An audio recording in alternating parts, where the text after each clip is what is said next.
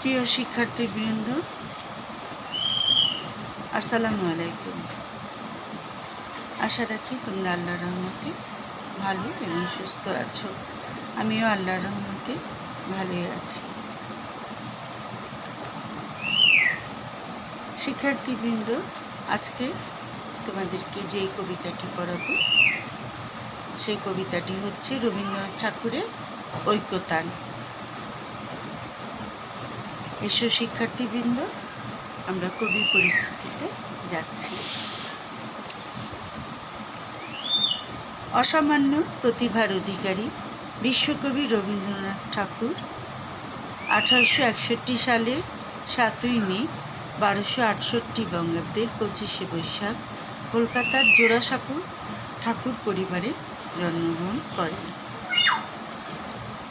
তিনি আধুনিক বাংলা কবিতার প্রাণপুরুষ। তার সাহিত্য সাধনার একটি বৃহৎকাল বাংলা সাহিত্যের রবীন্দ্র যুগ নামে পরিচিত। মানব ধর্মের জয় ও সৌন্দর্য তৃষ্ণা রোমান্টিক এই কবিতার মূল সুর।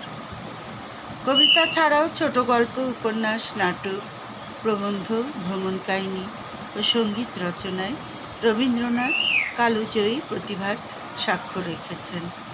তিনি ছিলেন অনন্য চিত্রশিল্পী, বিশ্ব পরিব্রাজক, দক্ষ সম্পাদক এবং অসামান্য শিক্ষা সংগঠক ও চিন্তক। নিজে প্রাতিষ্ঠানিক শিক্ষা গ্রহণে নিরুৎসাহী হলেও বিশ্বভারতী নামের বিশ্ববিদ্যালয়ে তিনি সাপনিক ও প্রতিষ্ঠাতা। মাত্র 15 বছর বয়সে তার প্রথম কাব্য বনফুল প্রকাশিত হয়। গীতাঞ্জলি এবং অন্যান্য কাব্যের কবিতার সমন্বয়ে স্ব-অনুদিত সং অফারিংস গ্রন্থের জন্যে 1913 সালের প্রথম এশীয় হিসাবে তিনি নোবেল পুরস্কারে ভূষিত হন। বাংলা ছোট গল্পের তিনি পথিকৃৎ ও শ্রেষ্ঠ শিল্পী। মানসী, সোনার তরী, চিত্রা, কণিকা, বলাকা, পুনশ্চ জন্মদিনে শেষ লেখা তার অন্যতম শ্রেষ্ঠ কাব্যগ্রন্থ। কাব্যনাট্য, বিসর্জন ও চিত্রাঙ্গদা এবং কাহিনী কবিতার সংকলন, কথা ও কাহিনী তার ভিন্ন স্বাদের রচনা।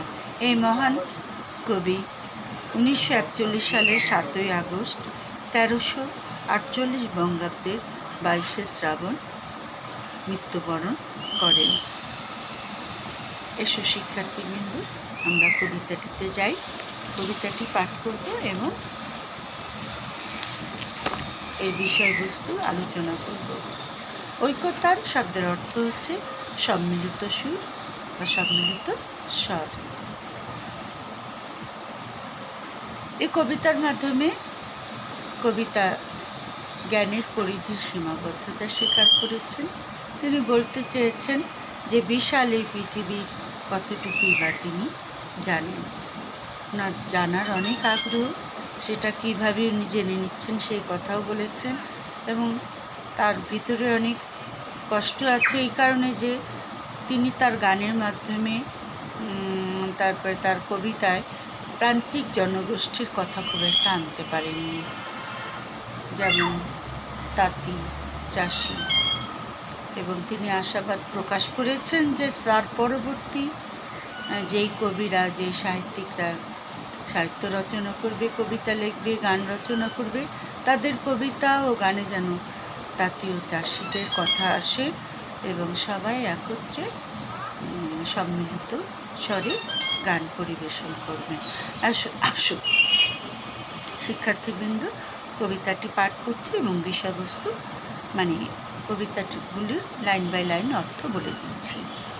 বিপুলাই পৃথিবীর কতটুকু জানি, দেশে দেশে কত না নগর রাজধানী, মানুষের কত কীর্তি, কত নদী, গিরি, সিন্ধু, মরু, কত না অজানা জীব, কত না অপরিচিত তরু রয়ে গেল অগোচরে।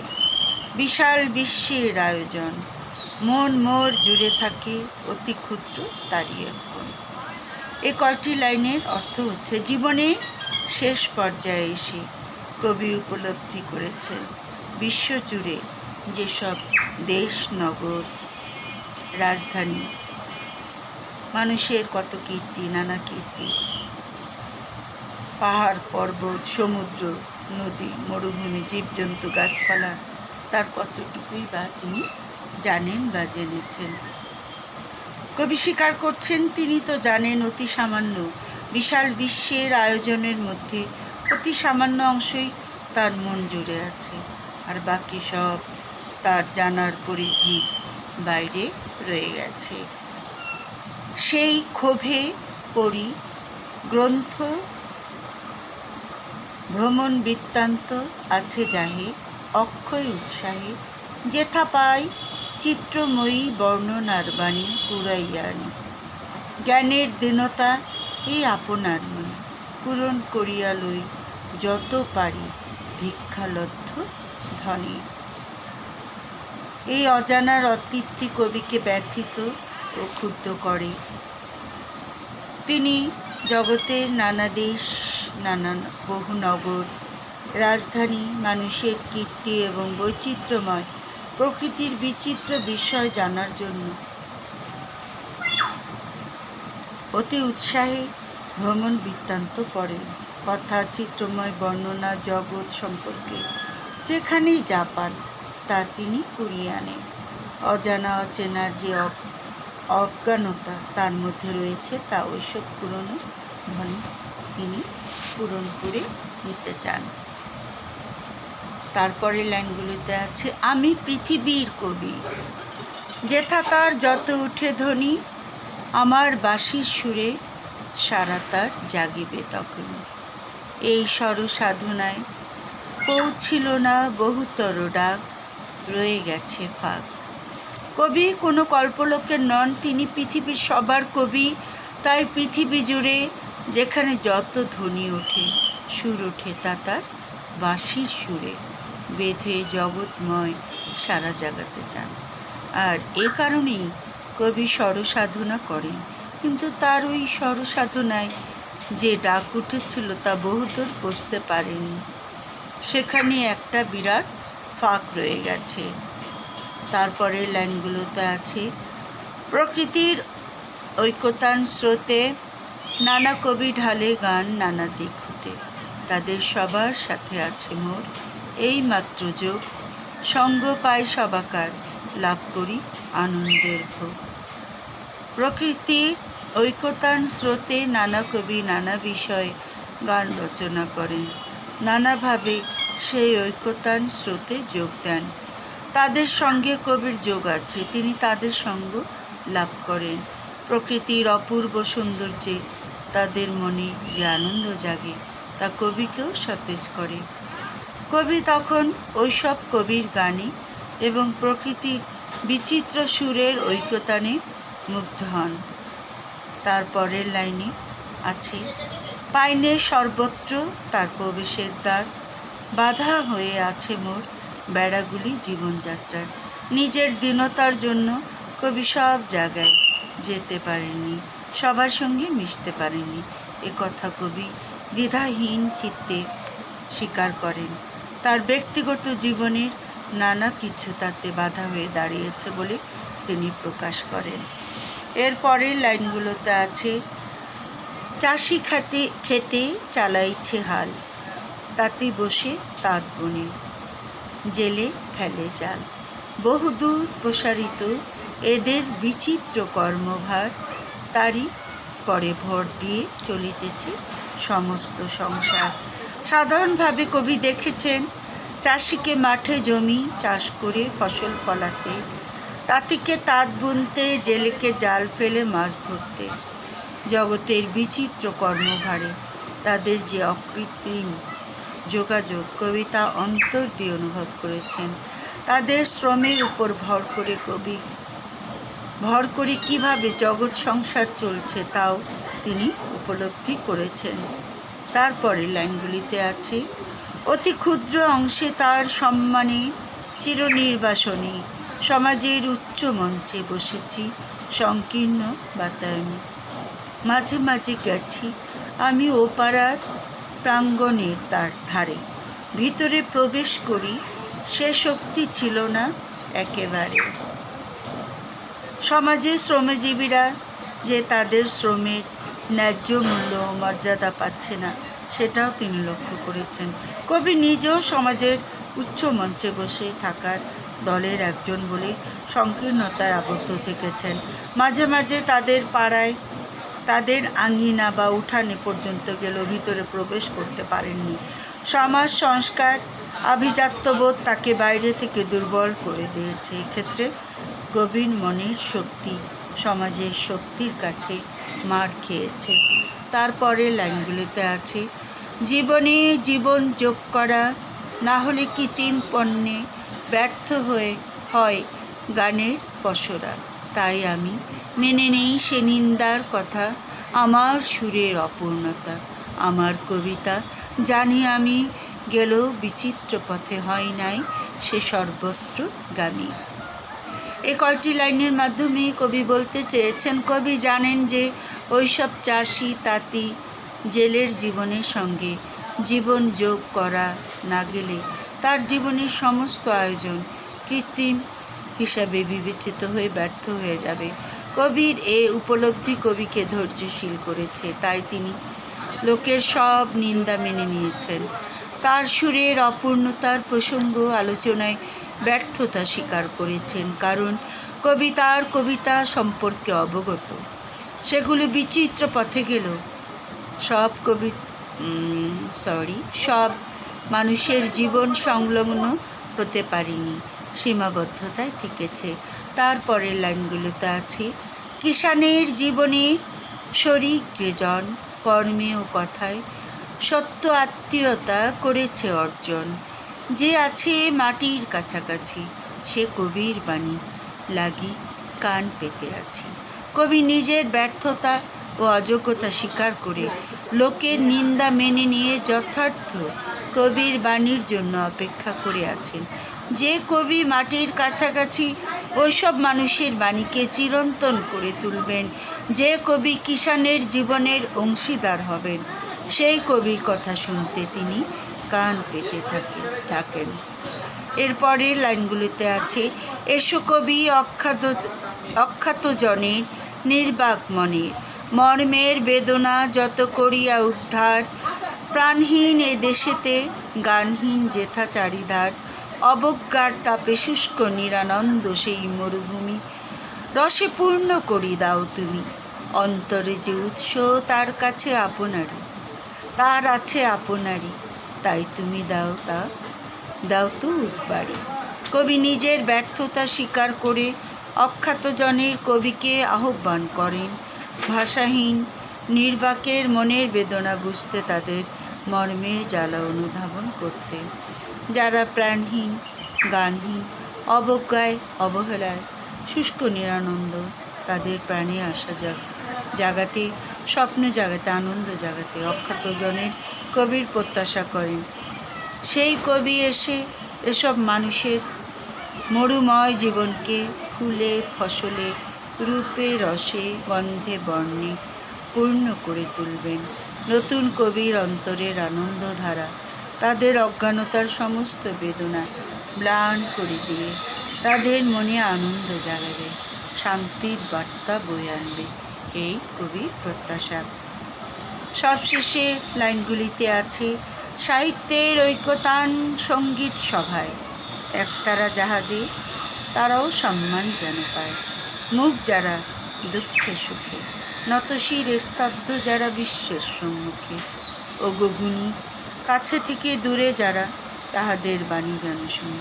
কবি আশা করেন সাহিত্যের মহানন্দের মহা আয়োজনে একতারার বাউলে যেন সম্মান পায়, সবাই যেন সঙ্গীতে অংশগ্রহণ করতে পারে। একতারা যে বাউল বাজায় সেও যেন গান করতে পারে, সেও যেন সমান সম্মান পায়। যারা ভাষাহীন, দুঃখ সুখে ম্লানমুখ, বিশ্বের দরবারে নতশীল, তারাও যেন মর্যাদার আসন লাভ করে। আর সেই লক্ষ্যেই যেন মাটির কাছাকাছি মানুষের কবিরা কাজ করেন। কবির অন্তরের কাছে থেকেও যারা দূরে আছে, তিনি সেই গুণী কবিদের মাধ্যমে এদের বাণী শুনতে চান।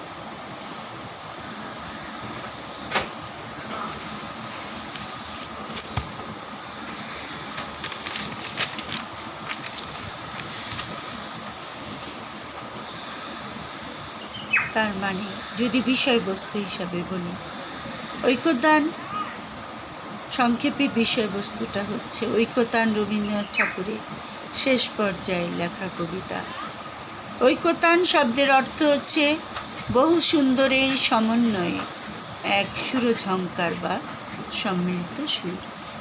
এ কবিতায় সেই সুর ও সুন্দরের সমন্বয় ঘটেছে। দীর্ঘ জীবন পরিক্রমণের শেষ প্রান্তে পৌঁছে স্থিত প্রজ্ঞ রবীন্দ্রনাথ পেছনে ফিরে তাকিয়ে সমগ্র জীবনের সাহিত্য সাধনার সাফল্য ও ব্যর্থতার হিসাব খুঁজেছেন ঐকতান কবিতায়। এ কবিতায় জগৎ ও জীবন সম্পর্কে কবির গভীর উপলব্ধির পরিচয় পাওয়া যায়। ঐকতান কবিতায় কবির ব্যক্তিগত জীবন দর্শন, ভাবভাবনা, বোধ বিশ্বাস, অজ্ঞতা, অভিজ্ঞতা ইত্যাদি বিষয় প্রতিফলিত হয়েছে। জগতের নানা ঘাত প্রতিঘাতের মধ্য দিয়ে মানুষের জীবন এগিয়ে চলে। সেই চলার পথে জীবনের নানা রং, হাসি কান্না, আনন্দ বেদনা তাকে ছুঁয়ে যায়। কবি সাধারণ মানুষেরই একজন, তিনিও তাদের মতো জীবন প্রত্যাশা করেন, তাদের সঙ্গে মিশে গিয়ে তাদের অন্তরের মানুষ হয়ে উঠতে চান, কিন্তু পারেন না। সমাজ, সংস্কার, বিশ্বাস, আভিজাত্যের দেয়াল তার সামনে বাধা হয়ে দাঁড়ায়। জাত ধর্মের, ধনী দরিদ্রের বৈষম্যের কারণে চাষা, জেলে, তাঁতি ইত্যাদি শ্রেণী পেশার মানুষের সঙ্গে মিশতে না পারায় কবি বেদনাহত। তিনি তার এই ব্যর্থতার কথা স্বীকার করে মাটি মানুষের দুঃখ কষ্ট নিয়ে যারা বাণী রচনা করবেন তাদের জন্য অপেক্ষা করছেন। তিনি নিজের গানের দীনতার কথা স্বীকার করে ভিক্ষালব্ধ ধন হলে তা পূর্ণ করে তুলতে চেয়েছেন। কারণ বিশাল বিশ্বের সামান্য অংশই তার দৃষ্টিতে ধরা পড়েছে, আর এর বাইরে জগতের বহুমূল্য অনেক বিষয় তার অদেখা, অজানা রয়ে গেছে। তিনি প্রত্যাশা করেছেন অজ্ঞতা, অক্ষমতার জন্য জগতের কল্যাণকর কাজে অংশগ্রহণে তার যে দীনতা, তা যেন জগতের কবি সাহিত্যিকদের স্পর্শ না করে। খ্যাতির মোহে পড়ে তারা যেন অন্ধ হয়ে না যান। মানব কল্যাণে তারা যেন সর্বদা নির্মোহ থাকেন। কবি এখানে চাষা, জেলে, তাঁতিদের প্রতি গভীর মমতা অনুভব করেন, আর তাই তাদের সঙ্গে অন্য সবার মতো মিশতে না পারার ব্যর্থতা স্বীকার করে সাহিত্যের সঙ্গীত সভায় একতারা হাতে দিনহীন বাউলের মর্যাদা দাবি করেন। ঐকতান কবিতায় কবি মূলত বিশাল বিশ্বের আয়োজনের সঙ্গে নিজের ক্ষুদ্র আয়োজনকে এক করে দেখতে চেয়েছেন। জগতের বিচিত্র সুর ও সুন্দরের ঐক্য সাধন করতে চেয়েছেন। তিনি নিজের অজ্ঞতা দূর করতে, জ্ঞানের সাধনা করতে গিয়ে যেখানে যত অমূল্য ধন পান তাই সংগ্রহ করেন। কবি শুধু বাইরের আয়োজন দিয়ে তার ভিতরের শূন্যতাকে আড়াল করতে চান না, কারণ তার হৃদয় মানবতাবোধে উন্নীত। ক্ষুদ্র জীবনের সঙ্গে বৃহত্তর মানব জীবনধারার ঐকতান সৃষ্টি না করতে পারলে শিল্পীর গানের পসরা তথা সৃষ্টি সম্ভার যে কৃত্রিমতায় পর্যবেসিত হয়ে ব্যর্থ হয়ে যায়। কবিতায় এই আত্মোপলব্ধির প্রকাশ ঘটেছে।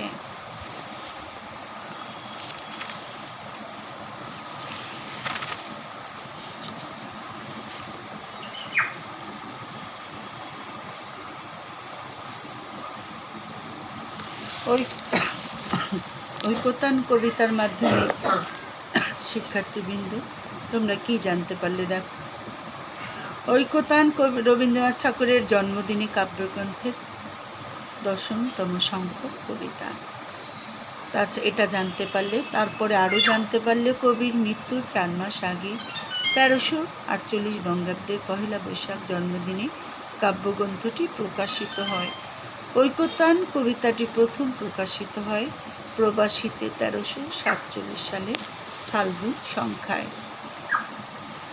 জীবন মৃত্যুর সন্ধিক্ষণে দাঁড়িয়ে কবি নিজের অকিঞ্চিত করতা ও ব্যর্থতার স্বরূপ অনুভব করেছেন, মানে নিজের জ্ঞানের পরিধির সীমাবদ্ধতা ও ব্যর্থতা স্বীকার করেছেন। এই পৃথিবীর নানা দেশের বিচিত্র অভিজ্ঞতা বিভিন্ন গ্রন্থের চিত্রময় বাণী কবি সযত্নে আহরণ করে নিজের কাব্যভাণ্ডার পূর্ণ করেছেন। একথা কবি স্বীকার করেছেন। কবি সমাজের উচ্চ মঞ্চে বসে হতদরিদ্র মানুষের সান্নিধ্য পাননি, কথাও স্বীকার করেছেন। কবির উপলব্ধি ক্ষুদ্র জীবনের সঙ্গে বৃহত্তর মানব জীবনের ঐক্যতান সৃষ্টি না হলে সৃষ্টি সম্ভার কৃত্রিমতায় পর্যবেসিত হয়। এটা আমরা জানতে পারলাম। ঐক্যতান কবিতায় কবি জীবন সায়ান্নে অনাগত ভবিষ্যতের মৃত্তিকা সংলগ্ন মহৎ কবিতার আগমন প্রত্যাশা করেছেন। ঐক্যতান কবিতায় কবির নিজের এবং সমকালীন বাংলা কবিতার বিষয়গত সীমাবদ্ধতা উন্মোচিত হয়েছে। সমাজের উচ্চাসনে বসে কবির মনে হয়েছে প্রান্তিক মানুষকে শিল্প সাহিত্যের অঙ্গনে যোগ্য স্থান দিলে শিল্প সাধনা পূর্ণতা লাভ করে। এটাই হচ্ছে ঐক্যতান কবিতার মূল কথা, যে ধনী শ্রেণীর মধ্যবিত্ত সব শ্রেণীর মানুষের কথা সবাইকেই আমরা সম্মান, কবি তার গান এবং কবিতার মাধ্যমে এই দুই শ্রেণীর সাথে যোগাযোগ হয়েছিল। কিন্তু প্রান্তিক মানুষ, চাষি, তাঁতি, জেলে, এদেরকেও সাহিত্য অঙ্গনে আনতে হবে। তাই বলেছেন প্রান্তিক মানুষকে শিল্প সাহিত্যের অঙ্গনে যোগ্য স্থান দিলেই শিল্প সাধনা পূর্ণতা লাভ করবে। আপাত দৃষ্টিতে তোমাদের কাছে যদি মনে হয় কবিতাটা অনেক কঠিন, আসলে কিন্তু তা নয়। এই কবিতার মাধ্যমে কবিতার জ্ঞানের দীনতা স্বীকার করেছে এবং কবি অভিজাত পরিবারে জন্মগ্রহণ করায় চাষি, তাঁতি, জেলে এই শ্রেণীর মানুষের কাছাকাছি আসতে পারেন। তাই তিনি আশা করেছেন তারপরে যেই কবি সাহিত্যিকরা আসবে সেই অখ্যাত জনের গানে যেন তাদের গানে স্থান পায়, সবাইকে যেন সম্মান দেওয়া হয়। এসো শিক্ষার্থীবৃন্দ, আমরা পাঠ পরিচিতিতে কিছু কথা আছে, সেটা জেনে নিই।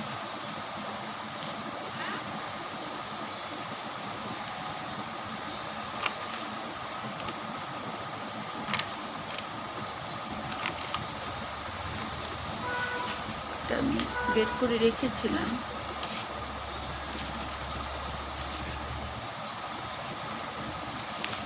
পাঠ পরিচিতি এটা পেয়ে গেছি, আমরা ইনশাআল্লাহ পেয়ে যাব। পাঠ পরিচিতিতে আছে ঐক্যতান রবীন্দ্রনাথ ঠাকুরের জন্মদিনে কাব্যগ্রন্থের কবিতা। এগুলো আমি আগেও বলেছি। কবির মৃত্যুর মাত্র 4 মাস আগে 1348 বঙ্গাব্দে পহেলা বৈশাখে জন্মদিনে কাব্যগ্রন্থটি প্রথম প্রকাশিত হয়।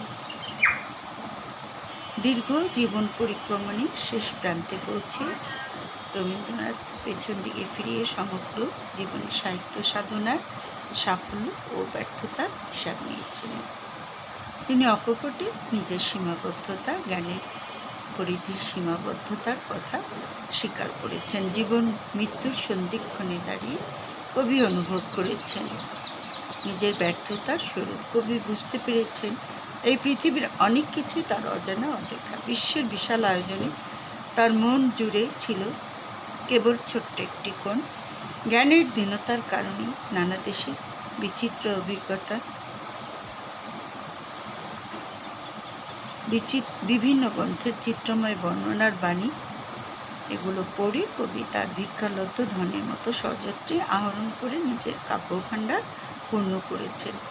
তবু কবি স্বীকার করেছেন বিশাল এই পৃথিবীর সব ক্ষেত্রে তিনি প্রবেশ করতে পারেননি। চাষি খেতে হাল চাষে, তাঁতি তাঁত বনে, জেলে জাল ফেলে, এসব যে শ্রমজীবী মানুষের উপর ভর করেই তো জীবন সংসার চলছে।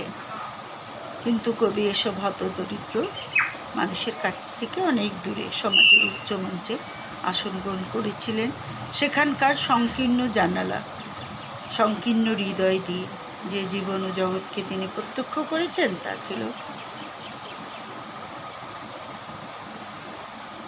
ছিল অপূর্ণ। ক্ষুদ্র জীবনের সঙ্গে বৃহত্তর মানব জীবনধারা ঐক্যতান সৃষ্টি না করতে পারলে শিল্পীর গানের পসরা তথা সৃষ্টি সম্ভার যে কৃত্রিমতায় পর্যবেসিত হয়ে ব্যর্থ হয়ে যায়। কবিতায় এই আত্মোপলব্ধির প্রকাশ ঘটেছে।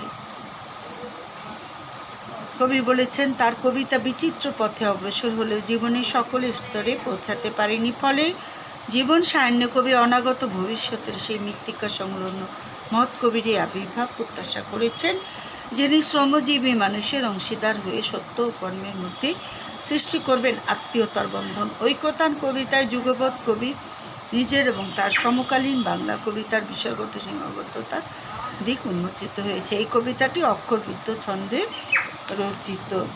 এসো শিক্ষার্থীবৃন্দ, কয়েকটি প্রশ্ন দেই। কাছ থেকে দূরে যারা কবি তাদের কি শোনাতে চেয়েছে? কবি সর্বত্র প্রবেশের দ্বার পান না কেন তা বুঝিয়ে লেখো। আরও অনেক প্রশ্ন আছে, কয়েকটা প্রশ্ন দিচ্ছি। সেগুলো হচ্ছে, ঐক্যতান কবিতাটি কোন কাব্যের অন্তর্গত? এসো কবি অখ্যাতজনের। অখ্যাতজনের কবিকে কেন আহ্বান করা হয়েছে? আরও আছে,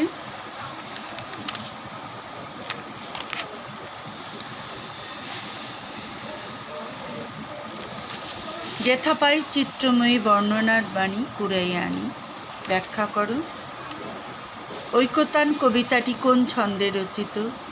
কবির মতে গানের পসরা ব্যর্থ হয় কেন? কবির অগোচরে কি রয়ে গেছে বুঝিয়ে লেখো। এই ধরনের আরও অনেক তোমরা প্রশ্ন পাবে। বিভিন্ন বই প্রকাশনী থেকে সহায়ক গ্রন্থ বের হয়, তার যে কোনো একটা বেছে নিয়ে তোমরা গল্প, কবিতা, প্রবন্ধের সম্বন্ধে অনেক প্রশ্ন পাবে। সেই প্রশ্নগুলি তোমরা দেখবে এবং কবিতাটি ভালো করে পড়ে এর বিষয়বস্তু আত্মস্থ করবে এবং আত্মস্থ করে নিজের মতো করে লিখবে। এবং সৃজনশীলের বড় প্রশ্নগুলো প্রয়োগ এবং উচ্চতর দক্ষতার, যদি কবিতাটি ঐক্যতান কবিতাটি লাইন বাই লাইন পড়ে এই বিষয়বস্তু পড়ো, তাহলেই তোমরা লিখতে পারবে। এখান থেকে যে কোনো প্রশ্ন উত্তরই তোমরা দিতে পারবে। এছাড়া নৈবিত্তিক প্রশ্নের উত্তরের জন্য তোমরা, আমরা বরাবর যা বলি, কবি পরিচিতি, পাঠ পরিচিতি, শব্দার্থ, কবিতাটি লাইন বাই লাইন করবে, তাহলে তোমরা সুন্দরভাবে উত্তর দিতে পারবে। আর শিক্ষার্থীবৃন্দ, মার্কস অবশ্যই করবে, শরীরের দিকে যত্ন রাখবে, ঠিকমতো খাওয়া দাওয়া করবে, অনলাইনে ক্লাসগুলোতে রুটিন দেখে প্রত্যেকটা শিক্ষকের ক্লাস মনোযোগ দিয়ে করবে এবং সামাজিক দূরত্ব বজায় রাখবে, পরিষ্কার পরিচ্ছন্ন থাকবে, খুব একটা প্রয়োজন না হলে বের হবে না। ভালো থেকো তোমরা সবাই।